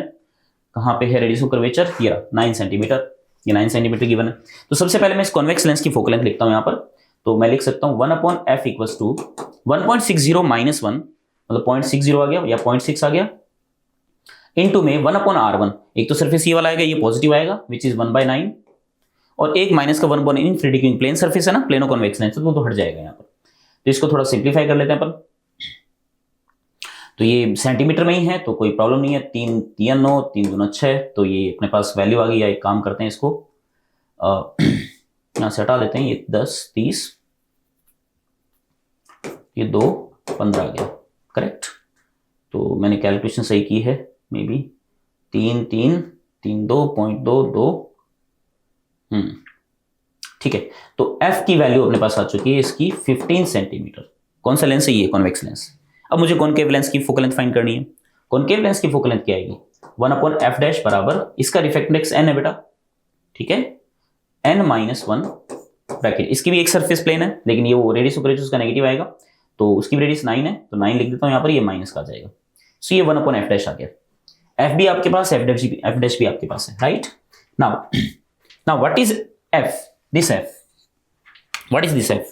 f is minus fl/2, simple, minus 1/2 into fl। and what is fl? तो देखो बेटा, एक तो फोकल लेंथ आपके पास 15 सेंटीमीटर है, ठीक है। तो यहां से फोकल लेंथ क्या आएगी, कंबाइंड लेंस की अगर अपन बात करें तो 1/fl कह सकते हो। जो दोनों लेंस की कॉम्बिनेशन जो लेंस बनेगा ना, इन दोनों के कॉम्बिनेशन लेंस बन रहा है, उसकी फोकल लेंथ fl है, तो 1/fl बराबर ये आ जाएगा 1/15 ये आ जाएगा माइनस का n-1/9, करेक्ट, ऐसा। तो ये वैल्यू हमने यहां पर लिख दी है, ठीक है। तो यहां से आप बेटा इसमें FL की वैल्यू जो है वो अपने पास यहां से आ जाएगी। इसको चाहो तो थोड़ा सा कैलकुलेशन कर सकते हो आप। तो LCM ले लो, ये कितना आ जाएगा, 45 ले सकते हैं LCM, ठीक है। तो ये 3 आ जाएगा, ओके, और ये 9 5, तो माइनस का 5n और प्लस का 5, ठीक है। तो ये अपने पास आ जाएगा 8, तो 8 माइनस 5n, तो FL की वैल्यू अपने पास आ जाएगी 45 अपॉन में, ये आ गया 8 माइनस 5n, 45 अपॉन में 8 माइनस 5n। ये वाली वैल्यू बेटा आप यहां रखनी है आपको, तो आप रख सकते हो 45 बाय 8 माइनस 5n, ये वैल्यू आ गई। आई थिंक आपको ये क्लियर हो गया होगा। सो आपने फोकल लेंथ फाइंड कर ली है, तो so focal length is a negative, क्योंकि n की वैल्यू कुछ भी रखो मेरे हिसाब से यहाँ पर नेगेटिव ही आएगी, है ना, तो नेगेटिव आप यहाँ पर रख सकते हो। अब देखो बेटा, अब इसमें मेन चीज क्या है कि इमेज वहीं बने। तो ये जो पूरी असेंबली है नीचे एक मिरर की तरह बिहेव कर रही है, कनकेव मिरर की तरह, और इमेज अगर ओ पे ही बने तो उसके लिए कंडीशन यही है कि मिरर, कनकेव मिरर के अगर सेंटर ऑफ कर्वेचर पे कोई ऑब्जेक्ट रखा होता है तो इमेज भी सेंटर ऑफ कर्वेचर पे बनती है। इसका मतलब ये जो हाइट है दैट मस्ट बी r मतलब रेडियस ऑफ कर्वेचर, मतलब 2 टाइम्स ऑफ FL, मतलब f। तो इसका मतलब जो डिस्टेंस है वहीं बने, और वो डिस्टेंस आपको गिवन है। यहाँ पर डिस्टेंस कितनी गिवन है, अच्छा डिस्टेंस h है बेटा, ठीक है, h है, तो h must be equals to 2 times of this, और 2 से अगर मैं मल्टीप्लाई करूं तो 2 से 2 कट जाएगा, इसका माइनस हटा देना यहाँ पर, तो आपके पास वैल्यू आ जाएगी 45 अपॉन में 8 माइनस 5n। ये आपके पास बहुत ही प्यारा सा रिलेशन आ चुका है। अब आप इसको वैल्यू प्लेस करके चेक कर सकते हो कि h की वैल्यू 50 है कि नहीं है, n बराबर 1.2 पर, जैसे जैसे इसका आंसर आ रहा है, फर्स्ट आ रहा है, राइट।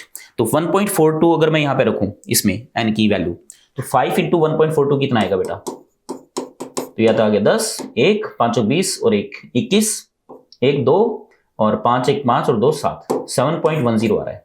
और 7.10 को अगर मैं यहाँ प्लेस कर दूं, ठीक है, बाकी सारी कैलकुलेशन में देख लेता हूँ वापस, 5 10 1 5 और 20 1 21 2 और 5 और 1 5 और 2 7, तो 7.10 को 8 में से घटाओगे तो कितना आएगा, 0.90। तो 45 अपॉन में 0.9 आ गया अपने पास, पॉइंट को ऊपर ले जाओ, 9 5 45 50 सेंटीमीटर, तो ये आ रहा है ना, पूरा एकदम सेटल हो रहा है यहाँ पर। तो ये वैल्यू बस प्लेस करनी है, हम एकदम रिजल्ट तक पहुंच चुके हैं यहाँ पर, बस आगे कुछ नहीं करना, n की वैल्यू रखनी है, ऑप्शन वाइज चेक करना है, और h की वैल्यू चेक करनी है कि h की वैल्यू कौन सी मैच कर रही है यहाँ पर। तो इसमें जो करेक्ट ऑप्शन है वो क्या आ जाएगा, A एंड B आ जाएगा बेटा, ओके। चलिए, तो अब अपन चलेंगे सेक्शन 3 पे बेटा, right. Section 3 integer non negative integer type questions हैं। आइए question number 8, the specific heat capacity of substance is temperature dependent and is given by formula C बराबर kT, where K is a constant of suitable dimensions in SI units and T is the absolute temperature. If the heat required to raise the temperature of 1 kg of substance from minus 73 degree centigrade to 27 degree centigrade is Nk, okay, the value of N is, बहुत easy question है ये। आपको specific heat capacity given है बेटा, ठीक है, C बराबर kT उस ऑब्जेक्ट की, राइट। तो जो हीट एनर्जी आप प्रोवाइड करोगे उस ऑब्जेक्ट को, ये C is changing, right? Mass of the object is given or not? Yes, mass is given 1 kg. तो m s dt, और इसको इंटीग्रेट करेंगे अपन क्योंकि s is changing here. So q equals to m is 1 and s is c, which is c, k times t dt. ध्यान रखना यहाँ पर t absolute temperature है, तो -73 है, मतलब बोले तो 200 केल्विन हो गया, और 27 डिग्री बोले तो 300 केल्विन हो गया। तो 200 से 300 तक आप इसको इंटीग्रेट करना है बेटा। k ये आ जाएगा t स्क्वायर बाई 2, तो k by 2 t square, right. तो ये 300 का स्क्वायर आ गया माइनस 200 का स्क्वायर आ गया, करेक्ट। ये अपने पास यहां पर कितना आ जाएगा, 9 0 0 0 0 माइनस, यह आ जाएगा 4 बाई 2, तो ये कितना आया अपने पास, ये 90,000 आ गया, ये 40,000 आ गया। 90,000 माइनस 40,000 कितना होता है, 50,000, 50,000 डिवाइड बाई 2 मतलब कितना आ जाएगा, 25,000। तो k टाइम्स 25,000। तो आपसे इस क्वेश्चन पूछा था तो n की वैल्यू बताइए, तो n की वैल्यू कितनी आ जाएगी 25,000। सिंपल। तो काफी आसान क्वेश्चन था जी ये देखो 25,000। आइए नेक्स्ट क्वेश्चन पे आइए। Disk of mass capital M and radius capital R is free to rotate about its vertical axis as shown in the figure. A battery operated motor of negligible mass is fixed to this disk at point on its circumference. Another disk of same mass M and radius R by 2 is fixed to the motor's thin shaft. तो यहां पर motor जुड़ी हुई बेटा, इसके नीचे just motor जुड़ी हुई है सर्कमफ्रेंस पर, और इस डिस्क का मास भी m है, इसका भी मास m है, लेकिन इसकी रेडियस हाफ है, इसकी रेडियस r है बेटा। Initially, both the discs are at rest. The motor is switched on so that the smaller disk rotates at uniform angular velocity omega. Okay. If the angular speed at which the large disk rotates is omega by n, then find the value of n. n की value हमसे पूछी बेटा। तो this question is based on conservation of angular momentum बेटा। देखो इस axis के about ये फ्री टू रोटेट है, राइट। तो मैं कह सकता हूं इस एक्सिस के अबाउट अगर मैं देखूं कोई भी फोर्स लग रहा होगा, अगर वेट के कारण भी लग रहा हो, जो भी है, तो इस एक्सिस के अबाउट देखा जाए तो टॉर्क जीरो है, क्योंकि फोर्स तो लग नहीं रहा। तो इस एक्सिस के अबाउट देखा जाए टॉर्क जीरो है इस पूरे सिस्टम पर। तो इस एक्सिस के अबाउट एंगुलर मोमेंटम क्या रहेगा, कंजर्व रहेगा। Let's say this axis is x prime, so we can say about x prime momentum, angular momentum is conserved, initial बराबर फाइनल। इनिशियल तो जीरो था क्योंकि रेस्ट में है पूरा सिस्टम, बराबर फाइनल की अगर मैं बात करूं तो जैसे ही मान लो ये डिस्क ओमेगा एंगुलर स्पीड से घूमना स्टार्ट कर दिया ऐसे ऐसे, तो ये डिस्क अपोजिट डायरेक्शन में घूमना स्टार्ट कर देगी ताकि एंगुलर मोमेंटम को, नेट एंगुलर मोमेंटम जीरो जाए। तो चलो करते हैं शुरुआत। सबसे पहले इसी की बात कर लें अपन। इस एक्सिस के अबाउट इसका एंगुलर मोमेंटम कितना आएगा, आई ओमेगा, आई कितना आएगा mr square by 2 and angular velocity is omega dash. I think ये क्लियर हो गया होगा। इसका ओमेगा इस तरफ है, नीचे की तरफ है, तो नीचे वाली डायरेक्शन मैंने पॉजिटिव मान ली सपोज, ठीक है साहब। तो उसके कारण ये जो डिस्क है, डिस्क का भी एंगुलर मोमेंटम आएगा, डिस्क का एंगुलर मोमेंटम ऊपर की तरफ आएगा, लेकिन डिस्क का सेंटर मास खुद भी तो मूव कर रहा है ऐसे, आप समझ पा रहे होंगे शायद, और वो इस डायरेक्शन में, राइट। तो डिस्क का, इस छोटे वाले डिस्क का इस एक्सिस के अबाउट अगर मुझे एंगुलर मोमेंटम फाइंड करना है तो सीधी सी बात है मुझे इसके सेंटर मास का फाइंड करना पड़ेगा, और सेंटर मास के अबाउट इस छोटे वाले डिस्क का भी एंगुलर मोमेंटम फाइंड करना पड़ेगा। तो सेंटर मास का कितना आएगा, सेंटर मास का तो उसी सेंस में है, उसी डायरेक्शन में ही है, तो प्लस नीचे की तरफ आएगा उसका भी सेंटर मास का, राइट। तो प्लस m, मास m है, v यहां पर इसके सर्कमफ्रेंस पे स्पीड कितनी आएगी ओमेगा डैश r, v बराबर ओमेगा r, तो m इसका सेंटर मास की वेलोसिटी, राइट। तो v is equal to omega dash r mv, I think समझ में आ गया, mv इनटू में perpendicular distance which is r, तो r स्क्वायर। तो इस डिस्क का, स्मॉलर डिस्क का भी एंगुलर मोमेंटम सेंटर मास का इस तरफ आएगा जो कि ऐड होगा, और माइनस अब इसका एंगुलर मोमेंटम ऊपर की तरफ आएगा, सेंटर मास के अबाउट ऊपर की तरफ आएगा बेटा, minus I omega, and I is ये भी डिस्क है तो m बाई 2 और r स्क्वायर मतलब r स्क्वायर बाई 4 और इंटू में ओमेगा, और ये जीरो होना चाहिए बेटा। अब आप इसको आराम से कर सकते हो, देखो तो यहां से mr स्क्वायर ये आउट हो गया पिक्चर से, और उसके बाद अगर अपन देखें तो यहां पर ये वैल्यू अपने पास कितनी आ जाएगी, this is 0 and this is omega dash by 2 and omega dash which means 3 omega dash by 2, इसको इधर ले आओ बराबर, ये आ जाएगा आपके पास ओमेगा बाय 8, 4 दूनी 8 आ गया, राइट।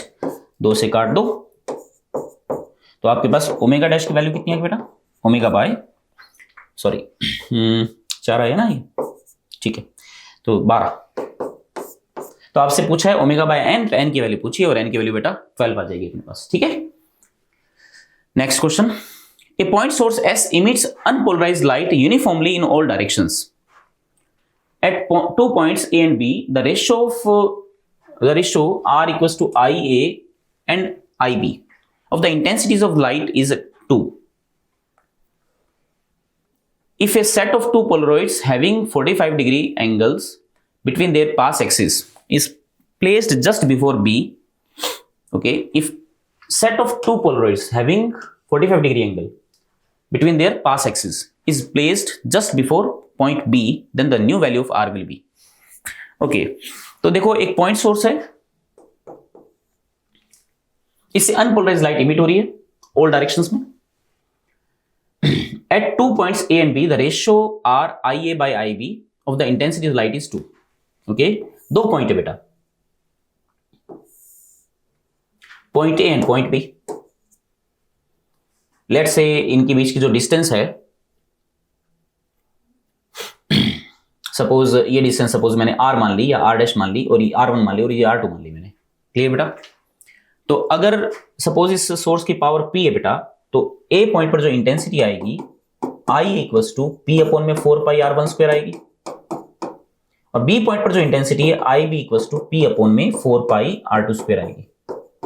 क्लियर? क्योंकि ये जो सोर्स है, ये पॉइंट सोर्स है, इससे हर तरफ रेडिएशन इमिट हो रहा है, तो a पॉइंट और b पॉइंट दोनों पर मैंने इंटेंसिटी लिख दी है, और इसने बाकायदा यहां लिखा है कि दोनों पर जो इंटेंसिटी का रेशियो है IA बाई IB, अगर इन दोनों का रेशियो लें बेटा तो ये अपने पास आ जाएगा R2 अपॉन में R1 का होल स्क्वायर। ये R अलग है, ठीक है, ये R अलग है, ठीक है, ये रेशियो इसको हमने R नाम दिया, लेकिन ये डिस्टेंस मैंने लिए हैं R1 R2, और इसकी वैल्यू इसने 2 दे रखी है अपन को, ठीक है, ये वैल्यू आपको 2 गिवन है।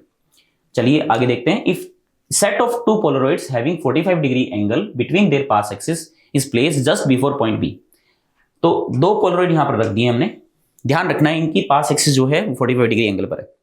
तो इससे अगर यहां पर लाइट की इंटेंसिटी लेट से IB है बेटा, दिस इज अनपोलराइज्ड लाइट, तो आपको पता है इससे लाइट जब पास होगी फर्स्ट पोलरॉइड से, उसकी इंटेंसिटी IB/2 हो जाएगी, और यूजिंग मैरेस लॉ अगर अपन बात करें तो इससे जब लाइट बाहर आएगी तो उसकी इंटेंसिटी कितनी आएगी IB/2, क्योंकि IB तो यहां थी जस्ट पहले, और फर्स्ट पोलरॉइड से पास होगी तो प्लेन पोलराइज्ड लाइट बनेगी और उसकी इंटेंसिटी IB/2 हो जाएगी, एंड देन फिर सेकंड पोलरॉइड से जब लाइट पास होगी तो इंटेंसिटी IB/2 इंटू में cos स्क्वायर 45 आ जाएगी। सो IB cos स्क्वायर 45 इज 1/√2 का स्क्वायर मतलब 1/2, तो IB/4 आ गई बेटा। सो यहां पर इस वाले पॉइंट पर जो इंटेंसिटी वो IB/4 हो जाएगी, ओके, ये वाले पॉइंट पर इंटेंसिटी। अब आपसे पूछा देखो, the new value of R will be, R की न्यू वैल्यू क्या आएगी साहब? तो R की न्यू वैल्यू R अब क्या आएगा? Again IA/IB, IA/IB, clear? IA/IB वही सेम वैल्यू है, राइट, लेकिन यहां पर जो इंटेंसिटी पहले जो रखी थी अब उसका क्या है 1/4 टाइम्स है, 1/4 टाइम्स है, तो IB पहले IB था लेकिन अब IB/4 हो चुका है, तो अब IB/4 करें तो 4 ऊपर चला गया, और ठीक है ये IA था, तो IA/IB की वैल्यू कितनी गिवन थी? 2 गिवन थी, तो 4 × 2 कितना जाएगा? 8 आ जाएगा अपने पास, ठीक है, तो करेक्ट ऑप्शन का क्या आ जाएगा? 8। चलिए नेक्स्ट क्वेश्चन पे चलें।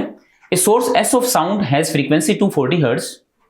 When the observer O and the source move towards each other at a speed v with respect to the ground, case first में दे रखा है, the observer measures the frequency of the sound to be 288 Hz. Perfect. तो observer 288 Hz की frequency जो है observe करता है. However, when the observer and the source move away from each other at the same speed v with respect to the ground, in case 2, the observer measures the frequency of sound to be n Hz. The value of n की value हमसे पूछी, अगर ये दोनों दूर जाएं तो। Simple question है। अच्छा सर, स्पीड v हमने यहां पर कंसीडर की है, राइट? चलिए सबसे पहला ये वाला केस डॉपलर इफेक्ट का क्वेश्चन है, तो फ्रीक्वेंसी कितनी फील कर रहा है ये ऑब्जर्व कर रहा है? 288 हर्ट्ज, राइट? तो 288 मतलब मैं पहले फॉर्मूला लिख दूं, f apparent equals to f naught bracket v speed of, चलो साउंड ले लेता हूं vs, ठीक है, vs साउंड या एयर के अंदर वेलोसिटी, इसको चलो v नॉट मान लेता हूं बेटा मैं, है ना, एयर में जो स्पीड ऑफ साउंड है वो v नॉट है, तो v नॉट पहले ऑब्जर्वर पास आ रहा है, इसका मतलब v नॉट प्लस v हो जाएगा upon next v not, source भी पास आ रहा है तो v not minus vs is again v बेटा, दोनों की स्पीड सेम है। तो आपको f की वैल्यू गिवन है 288 और f नॉट की वैल्यू गिवन है 240। Next case f dash, case second, अब ये दूर जा रहा है तो f नॉट यहां जाएगा v नॉट माइनस v, दूर जा रहा है अपॉन में v नॉट, और ये भी दूर जा रहा है यहां पर, तो v नॉट प्लस v। देखो ये पिक्चर बन गई यहां पर, राइट? तो आई थिंक ये वाला पॉइंट आपको क्लियर हो गया होगा। अब अगर मैं इन दोनों को आपस में मल्टीप्लाई कर दूं, अगर आप टेक्निकली सोचो इन दोनों को आपस में मल्टीप्लाई कर दिया जाए, f into F dash equals to, इन दोनों को मल्टीप्लाई करें तो बेटा v माइनस वी नॉट और v प्लस वी नॉट आपस में कैंसिल हो जाएंगे ना, तो यहां आ जाएगा f नॉट स्क्वायर। तो आपको f डैश पूछा था, ओके, f डैश बराबर आ जाएगा f not square by f। What is f not? f not is 240 into 240 और f की वैल्यू अपने पास 288। बस इसको थोड़ा सिंप्लीफाई करना है और सॉल्व कर लेना, आपके पास फ्रीक्वेंसी यहां पर आ जाएगी, n हर्ट्ज है ना, ये एफ डैश की वैल्यू पूछी यहाँ पर। चलो इसको कट करते हैं। 2 4 4 144, 2 120, फिर अगेन काटो, 2 7, 2 72 आ गया, तो 60 आ गया। ये कितना आ जाएगा, 12 6 72, 12 5 60, 6 चौक 24, 40, 40 इंटू 5, 5 चौक 20, 200 हर्ट्ज बेटा इसका आंसर आ रहा है। ओके, तो 11th नंबर क्वेश्चन का आंसर क्या आ जाएगा, 200। आप देख सकते हो बेटा, सिंपल क्वेश्चन था ये डॉपलर इफेक्ट का। चलिए आगे चलते हैं अपन। Two large identical water tanks 1 and 2 kept on the top of a building of height capital H are filled with water up to a height small h in each tank. Both the tanks contain an identical hole of small radius on their sides, okay, close to their bottom. A pipe of the same internal radius as that of the hole is connected to tank 2, and the pipe ends at the ground level. Okay, when the water flows from the tank 1 and tank 2 through the holes, the times taken to empty the tanks are T1 and T2 respectively. If capital H equals to 16 by 9h, then the value of T1 by T2 is, T1 by T2 की value हमसे पूछी बेटा यहाँ पर। Okay, सबसे पहले आपको ये क्लियर होना चाहिए कि टैंक से जब पानी बाहर आता है तो उसको कितना टाइम लगता है बेटा। ओके, तो जैसे मैं आपसे कहूं ये टैंक है, ठीक है, और इस टैंक में ये पानी है, सपोज ये y हाइट तक पानी है बेटा, यहाँ पे आपने होल कर रखा है, जिससे पानी बाहर आएगा। बर्नौली थ्योरम लगाओगे तो यहाँ पे स्पीड जो होगी पानी की v बराबर अंडर रूट में 2gy होगी, करेक्ट। इस होल का एरिया सपोज स्मॉल ए है और इस कंटेनर का एरिया जो कैपिटल है, and capital is very very greater than small A. तो जो सरफेस है वो सरफेस भी नीचे आ रही है, सपोज सरफेस की स्पीड है v डैश, ओके, और यहां से स्पीड है v। इक्वेशन ऑफ कंटिन्यूटी अगर अपन लगाएं यहाँ पर तो आप लिख सकते हो a into V dash equals to small a into V, v is under root 2gy। और अगर v डैश की वैल्यू अगर अपन देखें तो v डैश एक्चुअल में देखा जाए तो minus of dy by dt होगा, y डिक्रीज होना है, तो a minus dy by dt equals to a under root 2g और y की पावर 1/2। इसको आप फर्दर डील करें तो dy बाय ये रूट y आ जाएगा बराबर a अंडर रूट 2g अपन में कैपिटल ए, और dt यहां आ जाएगा बेटा, माइनस है, ये इंटीग्रेट कर देते हैं अपन इसको। जब t बराबर 0 था तो y की वैल्यू h थी, टैंक की हाइट या स्मॉल h थी, ठीक है, यहां से यहां तक स्मॉल h हाइट है ये। आई थिंक इसमें कोई दिक्कत नहीं होगी आपको। और जब ये पूरा एम्प्टी हो जाएगा तो उस केस में हाइट कितनी होगी, 0 हो गई। तो यहां से अगर अपन टाइम देखें तो यहां से देखो बेटा 1/√y का इंटीग्रेशन क्या आएगा, y की पावर 1/√x का होता है 2√x, यहां पर आ जाएगा 2 टाइम्स ऑफ √x, √y मतलब। √y में लिमिट अगर अपन लगा दें यहां पर तो अपर लिमिट कितना है बेटा 0 है, माइनस लोअर लिमिट कितना है h, ये वैल्यू आ गई, और माइनस ऑलरेडी पहले ही बाहर था, a अपॉन में कैपिटल A और यहां आ जाएगा √2g, minus minus cancel out हो जाएगा और यहाँ पे t आ गया, तो t बराबर अपने पास कितना है बेटा 2 capital A by small a, और यहाँ पे अपने पास वैल्यू आ जाएगी under root h bye 2g। ये अपने पास टाइम आ गया, राइट। तो इतना टाइम जो है इस लिक्विड को जो है वो बाहर की तरफ निकलने में लगेगा, करेक्ट। तो अब बात ये है कि अगर इस टैंक को किसी कैपिटल H हाइट की बिल्डिंग पर अगर रख दिया जाए तो उसको टाइम कितना लगेगा, ठीक है। तो इसके आगे बढ़ते हैं अपन। देखिए जैसे टैंक को अगर अपन ने कुछ हाइट पे रखा,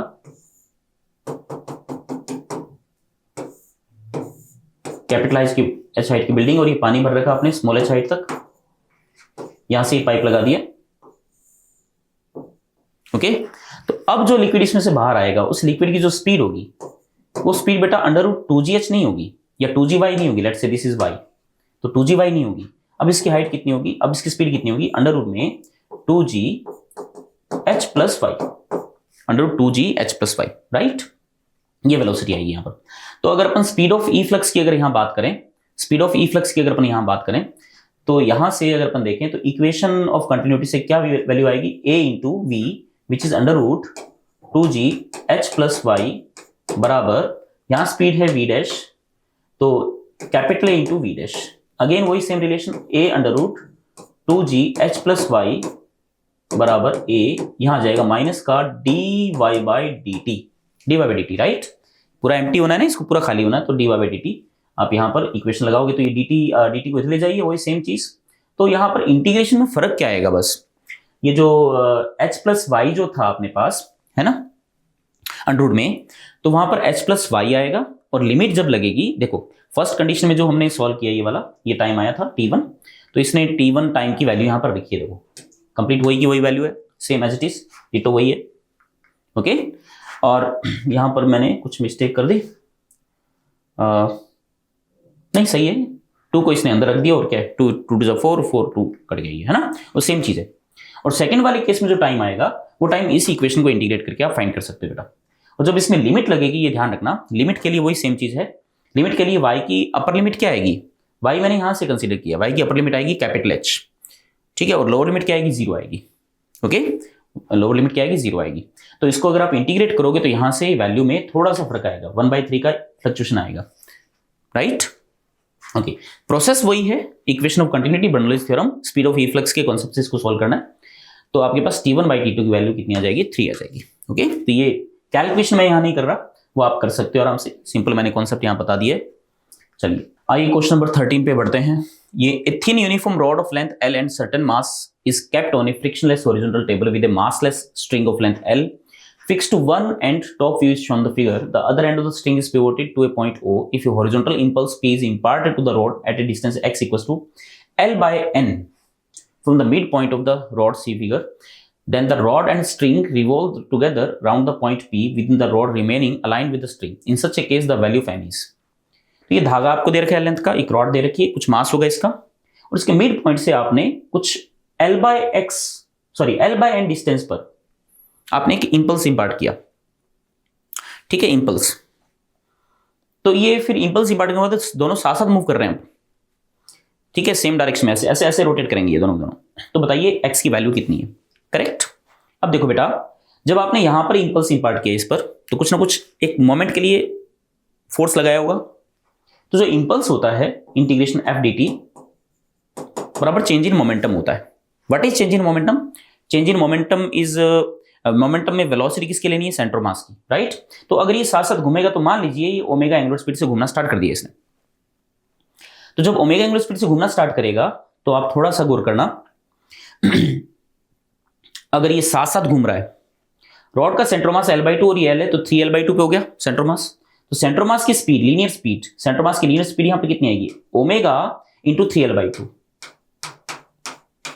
ये स्पीड आ गई। इसका मतलब जो आपने इंपल्स इंपार्ट किया, उस इंपल्स के कारण ये सेंटर मास वेलोसिटी गेन करेगा। तो चेंज इन मोमेंटम बोले तो m into V C M final, मतलब 3 ओमेगा L/2 है ना।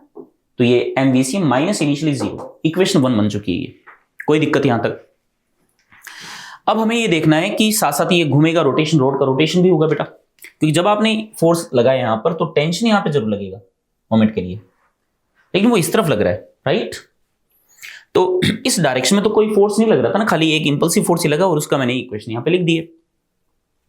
अब अगर अपन ये देखें सेंटर ऑफ मास के अबाउट, अगर मैं इस पे रॉड का जो सेंटर ऑफ मास दिख रहा है, इस सेंटर ऑफ मास के अबाउट अगर मैं इस पर इंपल्स देखूं, एंगुलर इंपल्स, तो एंगुलर इंपल्स कितना आएगा, ध्यान रखना सेंटर ऑफ मास के अबाउट। तो सेंटर ऑफ मास के अबाउट ध्यान से देखना, एंगुलर इंपल्स कितना आएगा। एंगुलर इंपल्स क्या होता है, tau dt about centre of mass,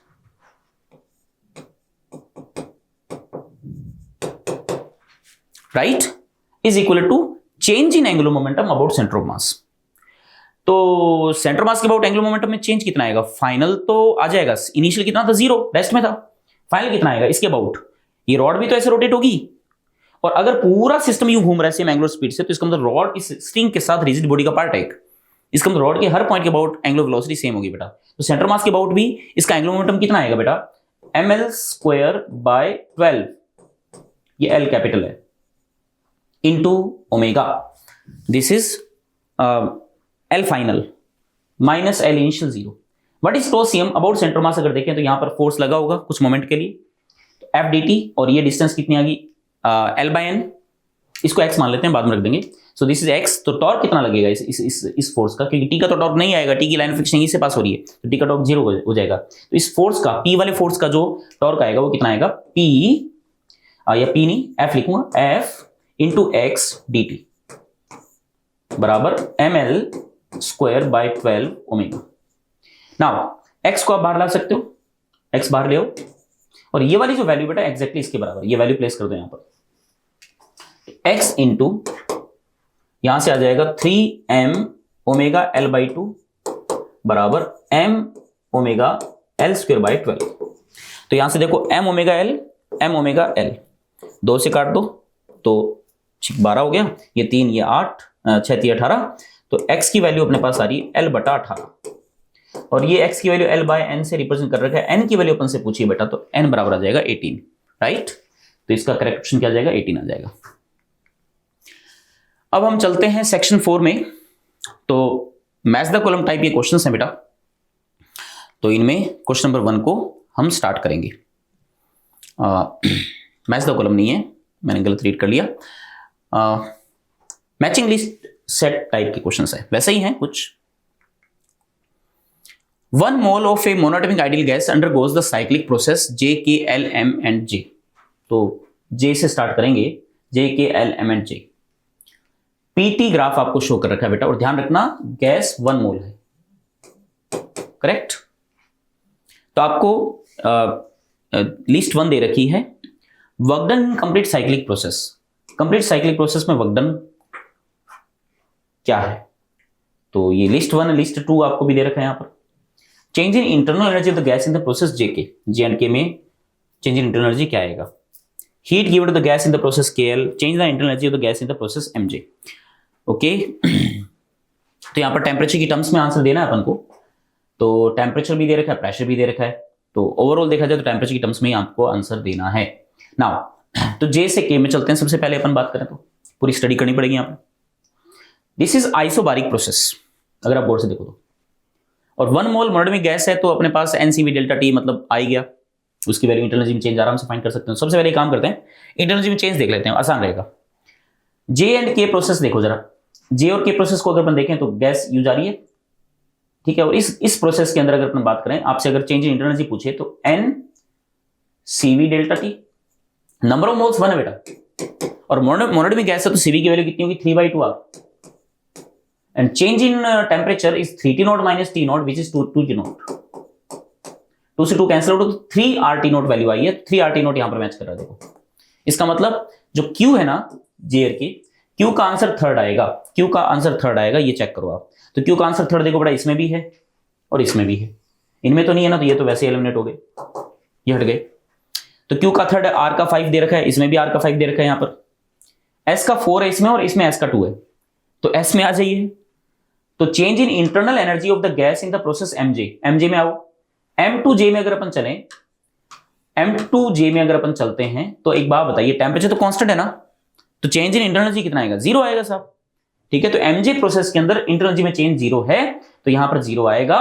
तो 0 देखो जरा सेकंड में बेटा, इसका मतलब S का सेकंड आएगा, S का सेकंड इसी में मैच कर रहा है बेटा, तो करेक्ट ऑप्शन क्या आ जाएगा, बी आ जाएगा इसमें। नहीं ये बात समझ में, तो काफी आसान क्वेश्चन हो गया ये, वैसे टेक्निकली बात करें अपन तो, ठीक है। ऑप्शन से देखें तो बहुत आसान हो गया, तो करेक्ट ऑप्शन क्या आ जाएगा, बी आ जाएगा यहां पर।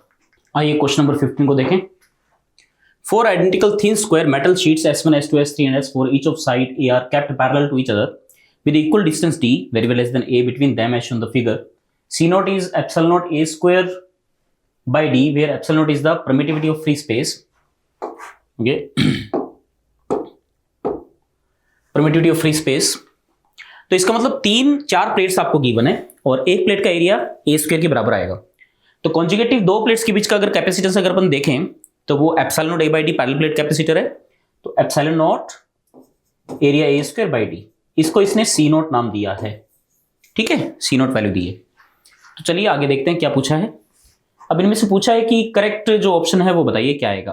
तो अब आप देखिए P333, तो 3 कईयों में आ रहा है, तो फिर अपन एक बार चेक कर लेते हैं P क्या कह रहा है। The capacitance between S1 and S4 with S2 and S3 not connected is, okay. S2 और S3 कनेक्टेड नहीं है, और S1 और S4 के बीच का कैपेसिटेंस पूछा है। तो यहां बताइए, यहां 3 कैपेसिटर्स बनेंगे, ठीक है, क्यों 4 प्लेट्स हैं ये, और तीनों कैपेसिटर जो है बेटा वो सीरीज में कनेक्टेड है ऐसे। अब तीनों सीरीज में और तीनों आइडेंटिकल हैं, तो ये कंफर्म है कि C0/3 इसका कैपेसिटेंस आएगा, ये भी सी नॉट, ये भी सी नॉट, ये भी सी नॉट, सिमिलर है एकदम। तो तीनों कैपेसिटर सीरीज में कनेक्टेड है, सी नॉट बाई थ्री आएगा। तो इसका मतलब पी का third C naught by three ये आ रहा है ना यहाँ पर, तो ये तो मैच हो गया। इसका मतलब ये वाला तो हट गया इसमें से। अब इनमें से चेक करना है अपन को, देखो देखो Q2 2 2, तो इसको नहीं चेक करेंगे। R की वैल्यू 4 4 और 4 2 ये अलग है। S की वैल्यू 5 5 और एक 1 में भी दे रखा है। तो हमें एक काम करना है, इसमें R की वैल्यू 2 2 4 4 है, तो इसमें कोई ऑप्शन नहीं बचता, अपन को चेक करना ही पड़ेगा हर हालत में, ठीक है। तो आइए चेक करते हैं। सबसे पहले R को चेक करते हैं। R क्या है? The capacitance between S1 and S3 with S2 shorted to S4 is, S2 को S4 से आपने शॉर्ट कर दिया, ठीक है। तो S1 और S3 के बीच में कैपेसिटेंस बताओ कितना आएगा। आइए, तो हमने S1 और S3 के बीच में कैपेसिटेंस फाइंड करना है, इनके बीच में। तो यहां जैसे ये प्लेट दे रखी बेटा आपको ऐसे, ओके। तो S1 और S3 के बीच में कैपेसिटेंस चाहिए, मतलब S3 ये वाला आएगा, इनके बीच में कैपेसिटेंस चाहिए अपन को। लेकिन उसके लिए अपन को ये दे रखा है S2 और S4 को शॉर्ट करना है, ठीक है। S2 and S4 are shorted. तो S2 ये है बेटा, और S4 को शॉर्ट कर दिया अपन ने। तो जब आप इसको शॉर्ट करोगे तो क्या लगता है, ये दोनों कैपेसिटर पैरेलल में आ गए, क्योंकि ये दोनों तो कंबाइंड आपस में जुड़े हुए, ये आपस में जुड़ गए। इसका मतलब ये सर्किट ऐसा बन गया, देखो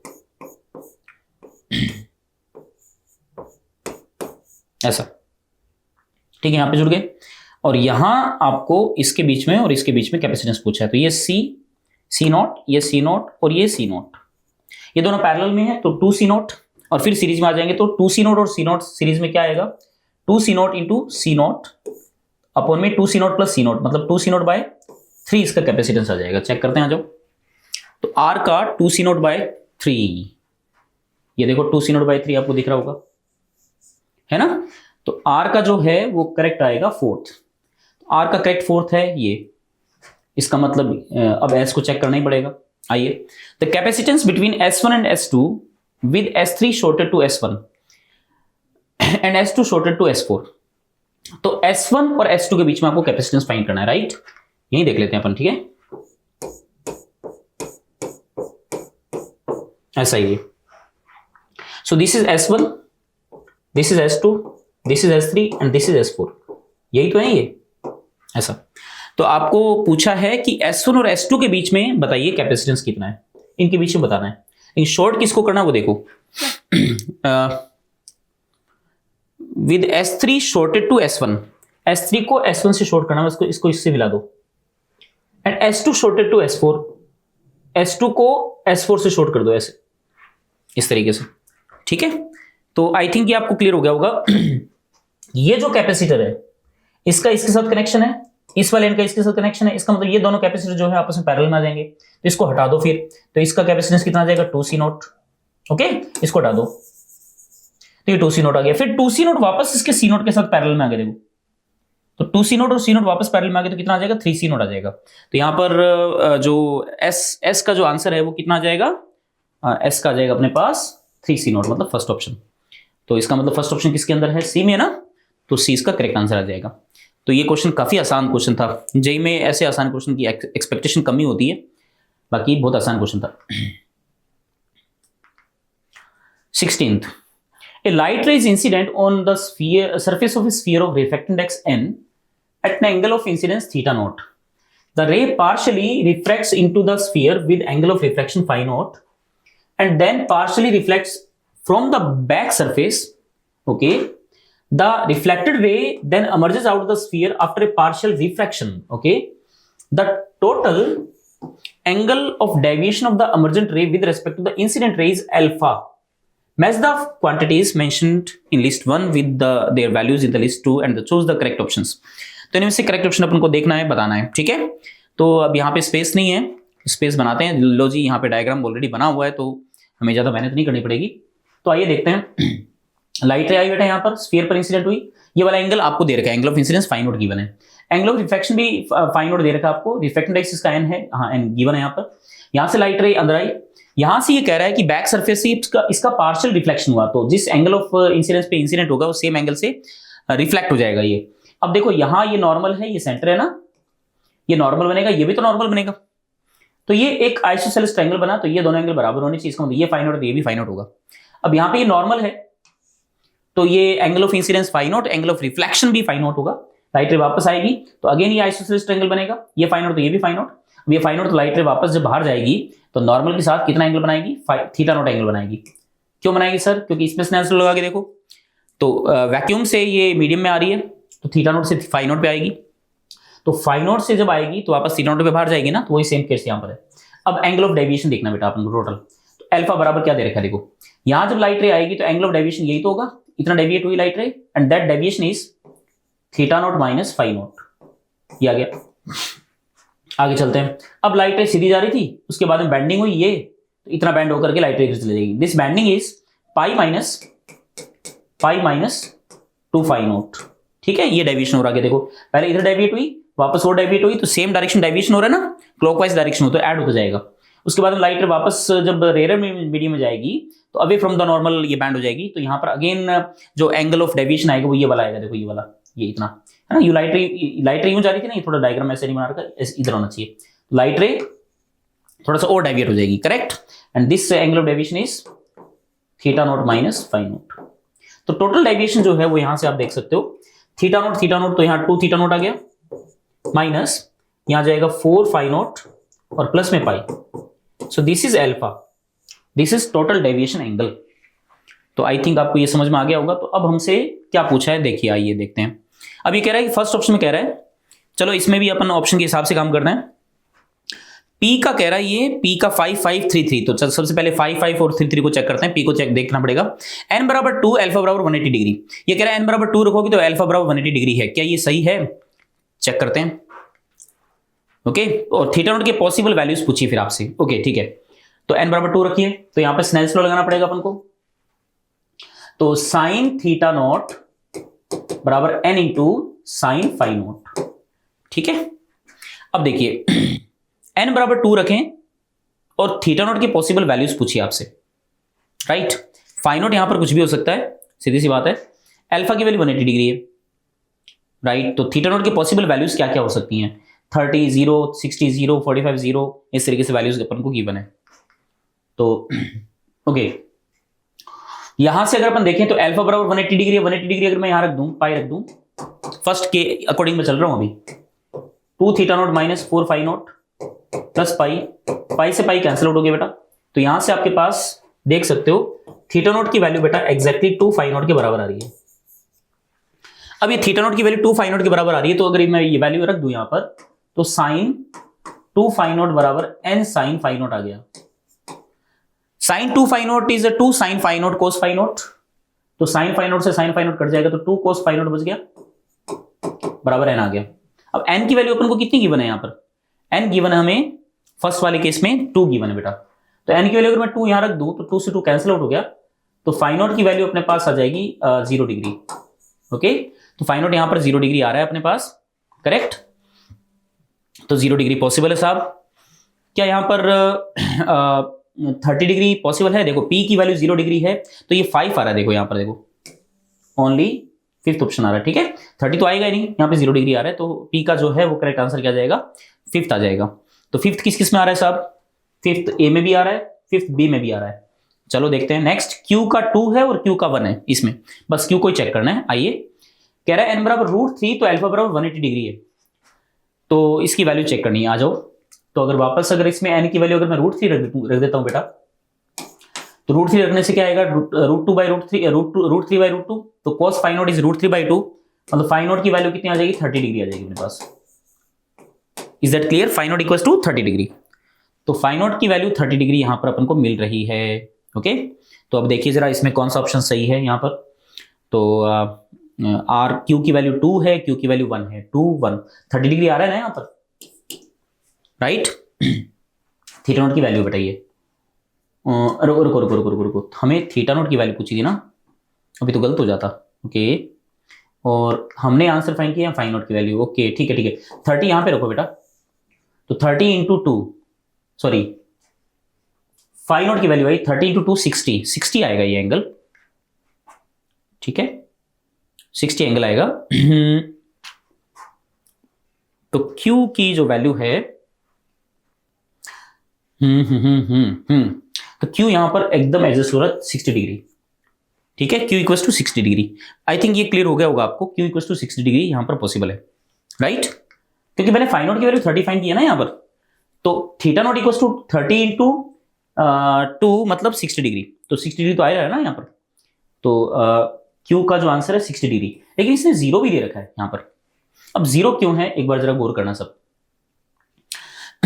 ओके, जीरो यहां पर क्यों आया है उसके बारे में एक बार जरा गौर करना साहब। अगर मैं आपसे कहूं कि cos phi naught equals to यहां पर आ रहा है अपने पास